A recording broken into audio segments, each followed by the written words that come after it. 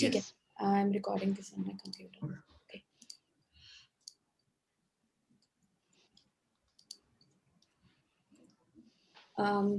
So the Concurate's approach to the content.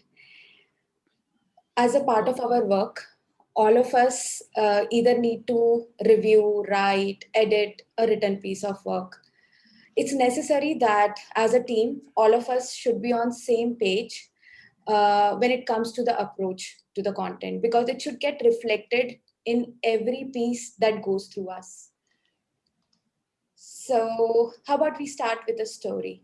Uh, Long back, around in 1830, there was a blacksmith, and he had a young family to support. He did not have enough money. So, in the search of fortune, or at least to find a job, he left his village, he left his family with only $73 in his pocket. And on the way, after 2 weeks of travel, he saw that there are a lot of farmers around. He reached a place where there are a lot of farmers. He thought maybe it's the right place where he can put up his shingle, because he was a blacksmith. Maybe he could help the farmers with some equipments. So he put his shingle, and what he did, he began talking to farmers. He tried to find the problems they were facing while plowing their fields. The farmers would tell that it's really difficult for them to plow the fields because of the sticky mud. Their plow was not really working. So this guy, this blacksmith, he thought he's a blacksmith and maybe he can create something that can solve the problem of those farmers. And he, as a child, he had seen his father at his tailor's shop sewing, and he had to look at the needles. So he combined that experience and his blacksmithing skills and came up with a new plow. And it really helped the problems, it really helped the farmers to solve the problem of sticky mud. And the days passed, he would keep hearing from the farmers as to what problem they are facing. He would keep improving the plow so that it can help the farmers plow better. And gradually with this, he managed to create a good business. People started buying farming plows or equipments from him. Besides his ingenious mind, what actually helped him do a great business was the content marketing. So now we're talking of the content marketing of 19th century. What he really did was he was listening to the farmers. He was trying to discover their pain points, and then he was teaching them. So what what he was teaching them how can they be better at the farming practice. And gradually the company, this is the story of a very famous American inventor and a businessman by the name John Deere. So they are now a very big company. They create equipment for agriculture and various other fields which are related. So this company, even after John Deere died in 1895, they continued to use his values of listening and teaching. They began a publication called The Furrow. The Furrow is it's been 135 years, and it is still the best uh, magazine for farmers to learn the new technology, to know how can they farm better, how can they increase the soil fertility, how can they use the new equipment, what are the latest things in the market that can help those farmers do better. So from this story, what we learn, and we have to do the same thing for our clients as well. We need to write the content which can make the readers of the content better at what they are doing, which can help them solve their problems. So when we write content, how will we achieve this? How will we be able to create the content that our readers benefit from? And they should also find it interesting to read. So the three pillars. that Concurrent lays its writing or the content curation practice on is first the reader persona, as in the person who is going to read our article. The current perception, that is what the reader knows unless he has read our article or what he believes in. And the new perception, that is after reading our article, how his perception is going to change. How is he going to receive the actionable takeaways from our article? So to explain you that, let me tell you what happened last Friday. I had to attend a karaoke party with my friends, and I'm not a singer, but I didn't want to miss out on the fun of attending that karaoke party. So I searched on Google. हमें कुछ भी problem आता है सबसे पहले हम Google पे ही search करते हैं ना, ऐसे ही हमारे रीडर्स भी सबसे पहले गूगल पे ही सर्च करते हैं. पॉइंट इज कि हम उनके फ्रंट आ पा रहे हैं क्या. So I searched for some karaoke tips as to how can I be better off so that I don't make a fool of myself. And I came across a very, very interesting article, because that article did really well because they understood where I'm coming from, what is the problem I have, and how can they help me. So if you carefully look, maybe later I can share the link for that article. So the reader persona here is a corporate executive who is looking forward to have a fun Friday night with the friends at a karaoke bar. Now, the problem is, I feel that in order to enjoy the karaoke, I need to have good singing skills. I should be a great singer. But the article changed my perception completely. The article told me that even if I'm not a good singer, I can have fun at karaoke, even if I don't know how to sing. And how did that article do it? By giving me some actionable steps. So the article told me that I should choose a winning song. I chose "Aap Jaisa Koi Meri Zindagi Mein Aaye."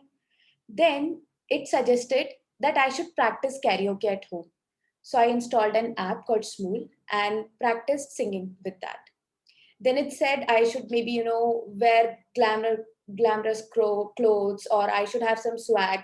The whole purpose of going there and attending it should be fun, and I should try to fight my fear with humor instead of showing that I'm actually scared or afraid to be there. And believe me, it was the most memorable evening of 2021 so far.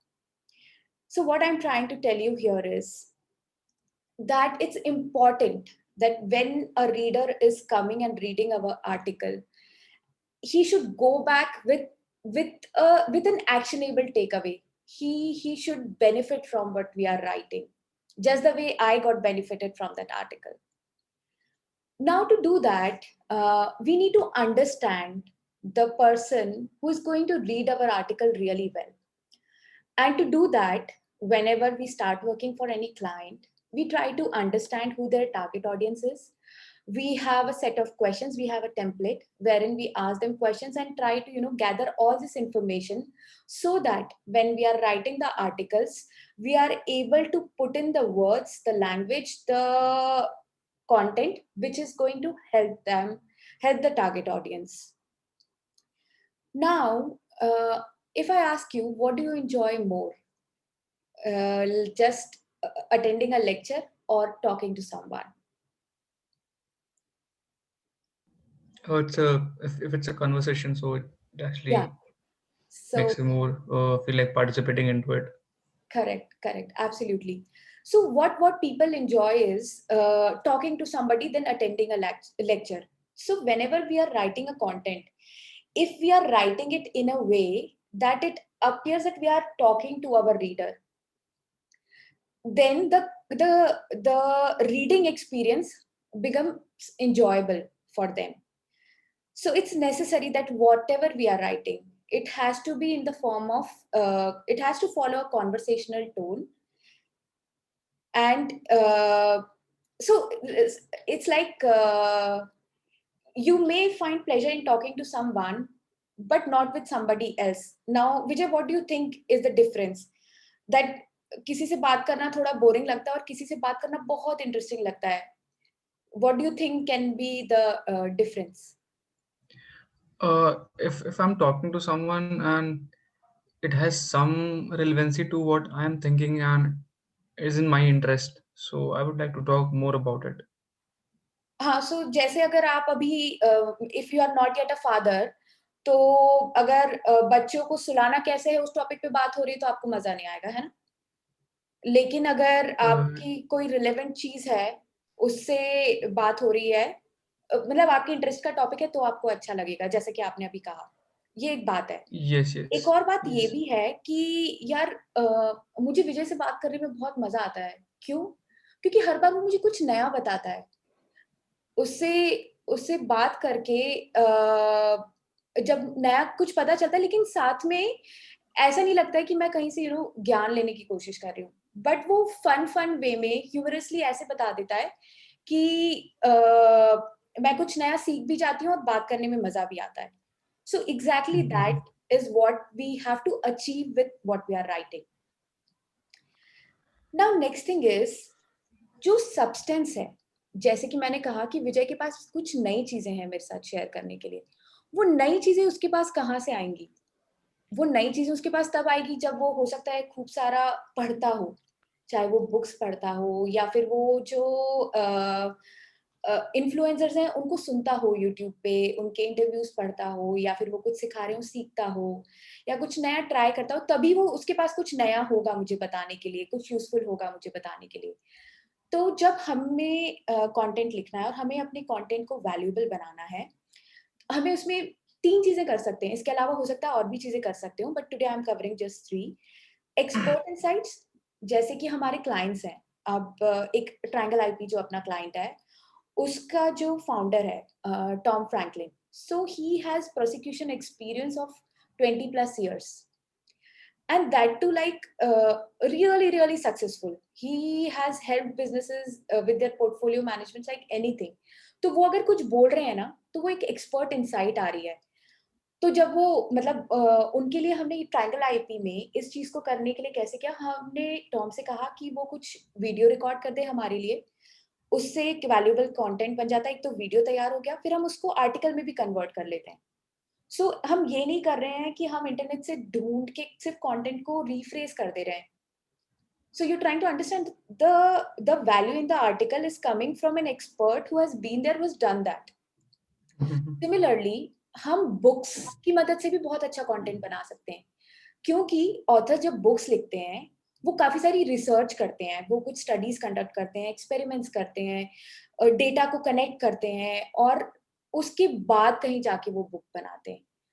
तो there are a lot of interesting, now everybody cannot read every book, but book में से कुछ बहुत interesting जो हमारी audience के लिए relevant है वो हम ला सकते हैं। फिर एक थर्ड चीज जो हम कर सकते हैं वो है स्टैट्स, जैसे कि ग्रेवी करती है। ग्रेवी की 5G वाली कॉपी को आपने रिवाइज किया था, आपको याद होगा। तो ग्रेवी में क्या है, ग्रेवी की स्ट्रेंथ है कि वो बहुत सारे ऐसे एनालिटिक्स या इस तरह के प्रोजेक्ट्स करती रहती है जहां पर उसको डेटा से रिलेटेड इंसाइट्स निकालनी है। अब हर फर्म तो ये करती नहीं है, लेकिन चूंकि करंटली कॉन्करेट के जो क्लाइंट्स हैं, most of them are into the domain of IP. So there is a good possibility for us to bring the stats based articles, जो हो सकता है दूसरी जगह से इतनी आसानी से ना मिले। अगर विजय आपसे पूछूं कंटेंट को वैल्यूएबल बनाने के लिए जो 3 बातें हमने करी है, इसके अलावा कोई बात हो तो would you like to add something here? Uh, Again, the content valuable. So I was reading an article on Backlink website. Nitesh has shared that with me. Hmm. So उसमें he was talking about valuable asset along with the trends. Hmm. So basically, if the content, let's say for example, we are putting a stats and that stat is relevant to the current times. For example, let's say we are putting some expert insights hmm. and it is relevant to the current trend. For example, it's solving a current problem. Hmm. So it becomes a valuable asset. और जिसके लिए people without asking they give you backlinks on their sites. Interesting, So जैसे कि अभी नितेश ने suggest किया था कि हमें जो बाइडेन की प्रेसिडेंसी में चीजें कैसे चेंज हो रही है आईपी के लिए, वो लिखना चाहिए, क्योंकि ट्रेंडिंग क्या है कि बाइडेन की प्रेसिडेंसी में क्या होगा। Is that what you are saying? yes, yes. Yes, exactly. So जो भी trending हो रहा है उसके हिसाब से we can actually make our content valuable. Great. So it is like what we are doing, we are pulling a traffic share from there. मतलब जो बाइडन के लिए तो लोग सर्च कर ही रहे हैं, और अगर वो जो लोग सर्च कर रहे हैं वो हमारे डोमेन को बिलोंग करते हैं, तो जो बाइडन के साथ जब वो आईपी देखते हैं तो they would be interested in reading, है ना? अब एक Yes. एक एक तरीका होता है कि यार ठीक है, आपके पास बहुत सारी इंफॉर्मेशन हो गई है और आप बताना भी चाहते हो, लेकिन जब तक कि वो इजी टू कंज्यूम नहीं होगी या उसका रीडेबिलिटी स्कोर अच्छा नहीं होगा, तब तक की कोई फायदा नहीं है. मतलब you won't feel interested to read. So for example, if you talk about the sentence length, जब कोई बहुत लंबा सेंटेंस होता है, हमें उसको 2-3 बार पढ़ना पड़ता है समझने के लिए कि ऑथर क्या कहना चाह रहा है. लेकिन अगर हम सेंटेंसेस को शॉर्ट रखें या एट अ टाइम सिर्फ बाइट साइज इंफॉर्मेशन को एब्जॉर्ब करना चाहें, इट्स ईजियर. तो उससे क्या होता है, हमारा रीडेबिलिटी फ्लो जो है वो ब्रेक नहीं होता. और अगर हमने आर्टिकल में बहुत सारे लॉन्ग सेंटेंसेस डाले ना, तो जो रीडर आया है वो 1-2 बार शायद दोबारा पढ़ भी ले, लेकिन अगर फिर से सेकंड सेंटेंस में प्रॉब्लम आई, वो तुरंत आर्टिकल छोड़ के चला जाएगा और इंटरनेट पे दूसरा आर्टिकल ढूंढेगा पढ़ने के लिए, उसकी प्रॉब्लम सॉल्व करने के लिए. उसके बाद में अगर सिर्फ ऐसे लंबे लंबे टेक्स्ट लिखे हुए हैं, ठीक है, पैराग्राफ पे पैराग्राफ पे पैराग्राफ, अगर उसको स्ट्रक्चर नहीं किया गया है विद सब हेडिंग्स या बुलेट पॉइंट्स, या टेक्स्ट की मोनोटनी को ब्रेक नहीं किया गया है विद द विजुअल्स, तो फिर क्या होगा, फिर से वो कंटेंट बोरिंग हो जाएगा, एंगेजिंग नहीं रहेगा एब्जॉर्ब करने के लिए. और कई बार ऐसा भी हो सकता है कि जो आपने कंटेंट प्रेजेंट किया है उसमें अगर लेट्स से 6 सब सेक्शन है, हो सकता है 3 मुझे ऑलरेडी पता हो, लेकिन I am interested in the rest 3, तो मैं स्किम करके पता कर सकती हूँ. या फिर जैसे हमने 10 डिफरेंट फील्ड्स कवर करी है for let's say writing office actions for for patent prosecution. अब मैं एक पेटेंट प्रोसिक्यूटर हूँ who deals with the software patents, ठीक है.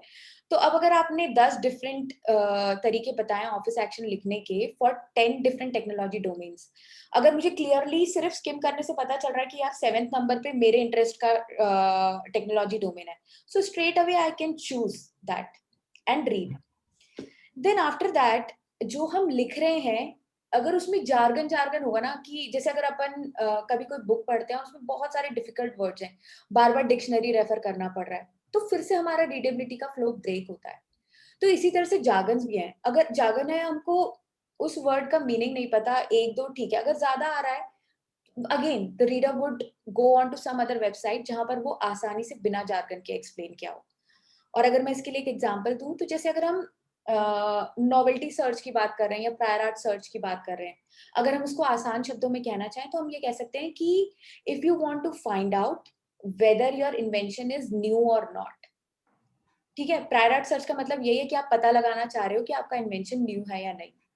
अब प्रायर आर्ट सर्च लिखा होता तो अटर्नी को एक बार में पता चल जाता, लेकिन हो सकता है इन्वेंटर को ना समझ में आए. तो बेस्ड ऑन कि हमारा रीडर क्या है, accordingly we should use the language in our article. और एक और बात ये भी है कि जो भी चीज हम समझा रहे हैं, अगर थ्योरी बता दी और एग्जाम्पल नहीं बताया है, तो समझना मुश्किल होता है. और जैसे ही हमने हर चीज को एक एग्जाम्पल के साथ बताना शुरू किया ना, बहुत ही इंटरेस्टिंगली हमें जल्दी से समझ में आ जाता है कि ऑथर क्या कहना चाह रहा है. Yes. So that's all I had for today's presentation. Maybe coming time में हमें आर्टिकुलेशन के बारे में और पेज वन अपीयरेंस, जो कि हमें नितेश समझाएंगे कि हम पेज वन पे कैसे ला सकते हैं अपना कंटेंट, उसके लिए हम आने वाले टाइम में और सेशंस करेंगे. Nice. That's it. Any questions? Awesome. Nice. It was great. So Thank you. the jargon point that you were telling, Aditi. Mhm. So how exactly do we as a writer decide that it's a jargon or it is something that could be understood easily? Because I've seen articles where they use difficult words Mhm. and in the bracket they give one liner meaning, and that jargon word is actually a backlink for another content. So that is how interlinking within the website is done. So That that is is my a great observation, Vijay. अगर one liner आपने वहां पर समझा दिया है, तो Mhm. इसका मतलब आप रीडर को अपने आर्टिकल पे से जाने से रोक रहे हो, मतलब you are trying to hold him on to your article, अगर आपने वहीं पर बता दिया, ठीक है। अब 2-4 नए वर्ड एक उसमें सीखने के लिए ठीक है, लेकिन अगर बहुत ज्यादा होगा ना तो वो बंदा नहीं पढ़ना चाहेगा। और जब आपने कहा कि वहां पर वो लोग हाइपरलिंक कर देते हैं, तो मे बी उनका इंटेंट है कि आप उस वेबसाइट पे जाके और पढ़ो। यस, तो वो कारण है। अब एक और चीज, ये 2 बातें तो ठीक है, लेकिन हमें पर्सोना से पता चलेगा कि वो जार्गन उसके लिए पर्सोना है या नहीं। जैसे कि मैंने आपसे कहा कि प्रायर आर्ट सर्च अटर्नी के लिए जार्गन नहीं है, या पेटेंट प्रोसिक्यूटर के लिए जार्गन नहीं है, लेकिन इन्वेंटर के लिए जार्गन हो सकता है, अगर वो एक नॉन सोफिस्टिकेटेड या फिर एक इंडिविजुअल इन्वेंटर है जिसको किसी कॉर्पोरेट में काम करने का एक्सपीरियंस नहीं है, लेकिन वो अपनी कुछ प्रॉब्लम सॉल्व करने की कोशिश कर रहा था, उसको आइडिया आया और वो एक इन्वेंशन में कन्वर्ट हो गया। तो अगर if I'm writing article, if I'm defining the words in a simple way, in a simple manner, and let's say there are 8 to 10 words which are actually norms, prior art हो गया, फिर patentability, novelty होगी, but if I go and I cannot be very specific कि भाई मेरे को सिर्फ इस पेटेंट अटॉर्नी के लिए लिखना है, it might be कोई नया है, it might be नहीं, लेकिन जब हम कोई भी आर्टिकल लिखते हैं ना, एट टाइम हम एक ही पर्सोना के लिए लिखते हैं। okay, आप सेम आर्टिकल 2 लोगों को नहीं एड्रेस कर सकते, आई मीन 2 टाइप्स ऑफ लोगों को नहीं एड्रेस कर सकते, यानी जो आर्टिकल आप इन्वेंटर के लिए लिख रहे हो और जो आर्टिकल आप अटर्नी के लिए लिख रहे हो, ये 2 अलग आर्टिकल्स। different, okay, okay, तो ये एक बहुत अच्छा पॉइंट है, इससे ना विजय रिलेटेबिलिटी लूज हो जाती है। फॉर एग्जाम्पल कि कुछ एक आर्टिकल है, चाहे आप उसमें प्रायर आर्ट सर्च ही कवर करना चाह रहे हो, लेकिन कुछ सेक्शन ऐसा लिखा है जो अटर्नी अच्छे से समझ सकता है, और कुछ सेक्शन ऐसा लिखा है जो इन्वेंटर अच्छे से समझ सकता है। अटर्नी वाला सेक्शन इन्वेंटर के लिए समझना मुश्किल है, वो लूज कर जाएगा इंटरेस्ट। और जो इन्वेंटर वाला सेक्शन है, अटर्नी को लगेगा ये क्या मुझे नया बता रहे हैं, ये सब मुझे पता ही है क्यों बता रहे हैं ये सब, तो वो भी इंटरेस्ट पर्सोना बहुत स्पेसिफिक रखना है। हाँ, तो ये बात हमें हमेशा ध्यान में रखनी है कि हम किस के लिए लिख रहे हैं आर्टिकल। और अगर हम स्विच करते हैं तो फिर से हमारा कंटेंट उतना अच्छा स्कोर नहीं करेगा। और एक वर्ड लिमिट का जो क्राइटेरिया है, हाँ, मतलब जैसे एसईओ में इट्स रिकमेंडेड कि you should write let's say 1200 words to 1400 words, but sometimes it might look कि if I'm dragging the content just for the sake of adding words, तो वो हमें नहीं करना है। मैंने देखा है 500 वर्ड के आर्टिकल भी रैंक कर जाते हैं, ऐसी बात नहीं है। कंटेंट की लेंथ उतनी ही होनी चाहिए जितनी जरूरत है। and videos, I have not seen videos in articles, मतलब अभी जैसे अपन YouTube के वीडियोस लिंक कर देते हैं ना इन, हाँ, तो एम्बेड कर सकते हो आप। सो YouTube के जो वीडियोस हैं हाँ, वो एम्बेड करने चाहिए, या फिर एक होता है ना कि we can actually put videos on the site itself. हाँ, तो उसको एम्बेड करना कहते हैं। जैसे कि अगर ट्रायंगल आईपी की वेबसाइट पे आप जाओगे ना, कहीं कहीं पे हमने एम्बेड किया। एम्बेड से मेरा मतलब ये है, जार्गन तो नहीं लग रहा ना एम्बेड? नहीं लग रहा है मतलब ना लिंक दिया हुआ है बेसिकली। तो तरीका ये है कि जैसे अगर टेक्स्ट के बीच में हम चाहते हैं कि वीडियो वहीं के वहीं अपीयर हो जाए, यूजर को हमारी वेबसाइट से स्विच करके यूट्यूब पे ना जाना पड़े, यही कहना चाह रहे हो ना? Yes yes yes. हाँ, तो ये हम जब वर्डप्रेस पे जब हम आर्टिकल लिखते हैं ना, हम उसमें उसी के अंदर प्लेस कर सकते हैं, आर्टिकल के अंदर ही वीडियो प्लेस कर सकते हैं।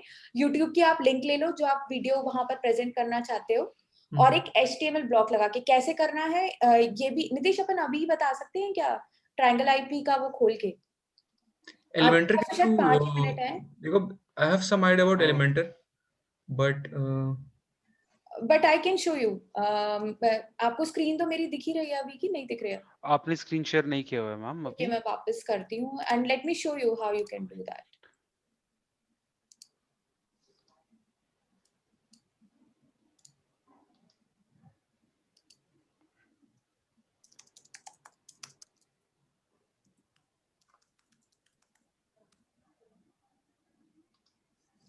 जैसे YouTube से हम टॉम का कोई वीडियो उठा लेते हैं। विजय को पता है ना टॉम कौन है? यस।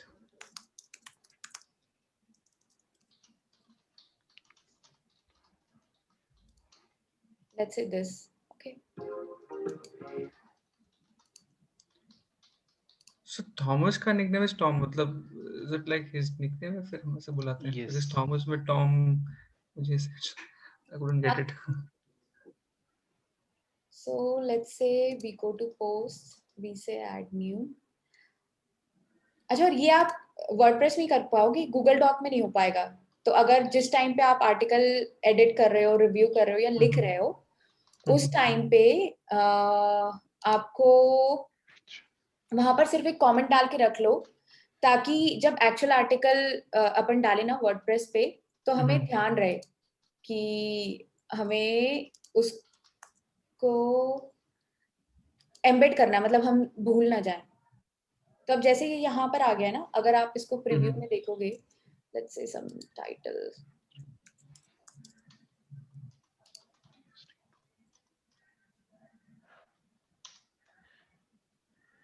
ये पोस्ट के अंदर ही है, और जब अपन इसको प्ले करेंगे ना, प्ले भी यही होगा ना ये यहीं पे प्ले हो जाएगा.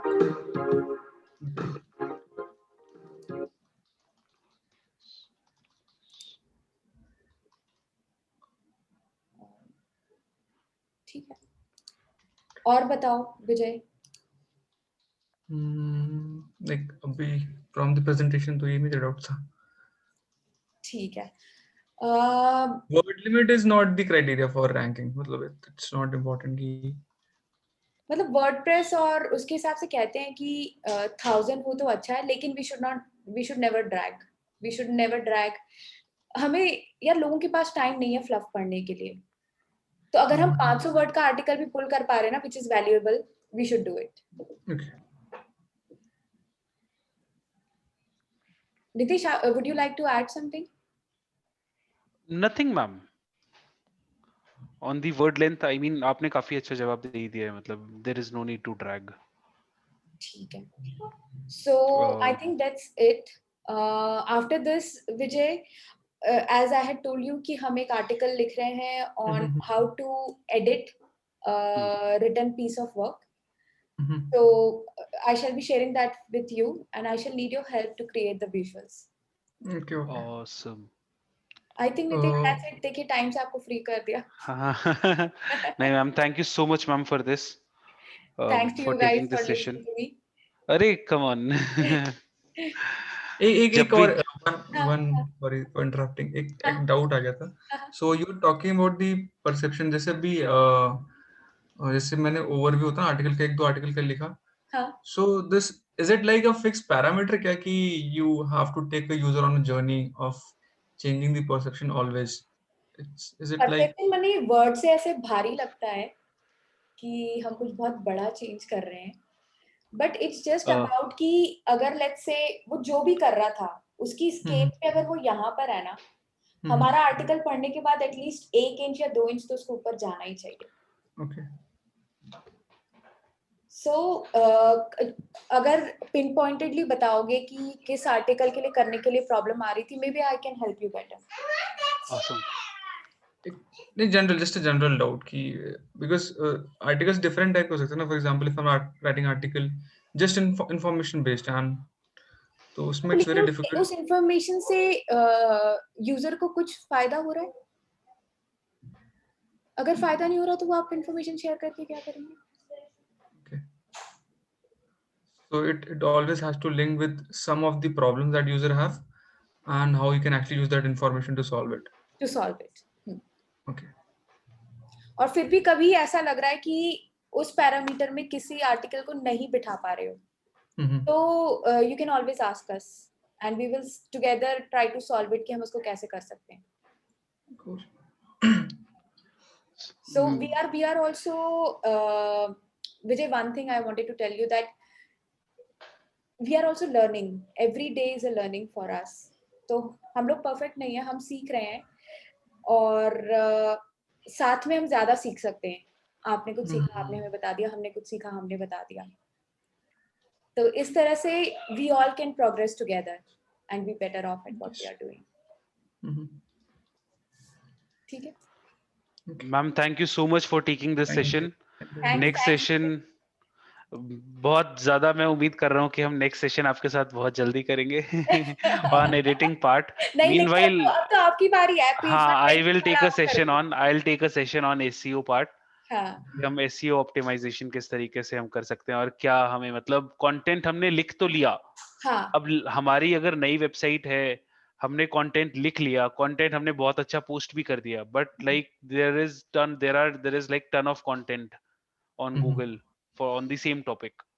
तो आप अपने कंटेंट की विजिबिलिटी कैसे बढ़ाएंगे? वील टेक, आई मीन, हाँ, तो मतलब we'll 100 discuss about rank that. Say top 10 में कैसे आओगे, हाँ, ये हमको नितेश सिखाएगा नेक्स्ट हम वो देखेंगे next time, okay and most probably it will be next week. अपन नेक्स्ट वीक नेक्स्ट। ये ओके, ग्रेट, करेंगे, है ना? Awesome awesome Nitesh. ठीक है. Thank you so much team. Thanks guys, have a bye good day, see you, bye bye bye thank you Aditi, bye Nitesh, bye Aditi, bye. Bye bye bye. Vijay. अब वो article आप भी शेयर कर दोगे ना, जो हाँ हाँ डिजाइन हाँ, बना एक्चुअली मुझे एक और बार उसका एडिटोरियल रिव्यू करना है, वो करने के बाद मैं शेयर कर देती हूँ। ठीक है, ठीक है. ठीक, bye thank bye. You, bye.